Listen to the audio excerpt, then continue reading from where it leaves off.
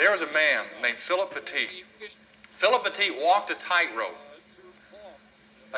that was stretched in New York City from the World Trade Towers. Now, if you're not familiar with that, that's about as high as you can get without being on a mountain on this earth.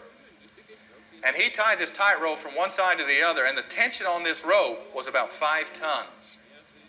Now, these buildings are huge, but they get up that high and wind starts to whip.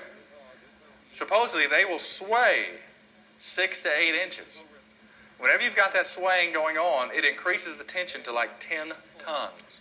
And his friends were very, very concerned that that kind of tension and him getting out there would prove disaster. So they hooked up a harness. And before he got on, they said, "We've fixed it all up. Would you please just put on this safety harness and when you do this? It won't affect you being out there. It'll just save you if anything goes wrong." And this was his response. He said this. He said, "No way. If I attach myself to a building, I'm not free. If I attach myself to a building, I'm not free." You know, Paul had to deal with certain things like that. Whenever the Jewish council met in Acts chapter 15, they said, "Well, Paul, why don't we just do this? Tell them not to eat meat sacrificed to idols, and tell them to be circumcised." And Paul said, "No way. Anything. You attach yourself to anything, you're not free. It takes away freedom, even if it seems to you like a small thing to ask. If it's anything added to Jesus Christ, then it steals freedom, and it's not grace."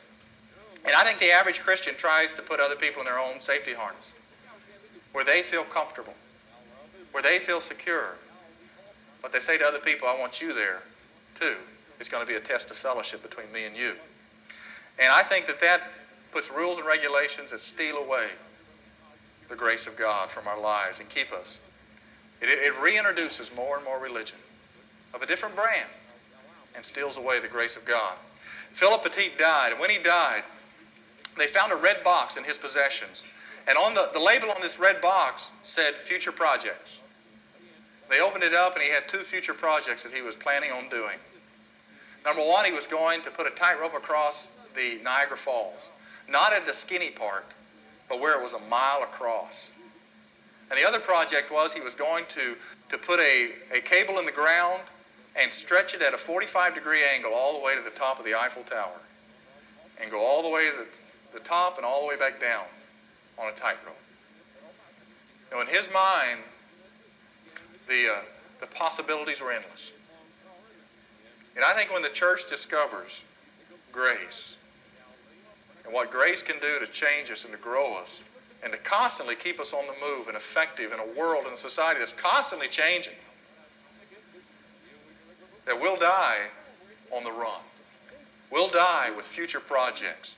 We won't retire and die. We will just keep on going, and life will have to just stop us at a dead run.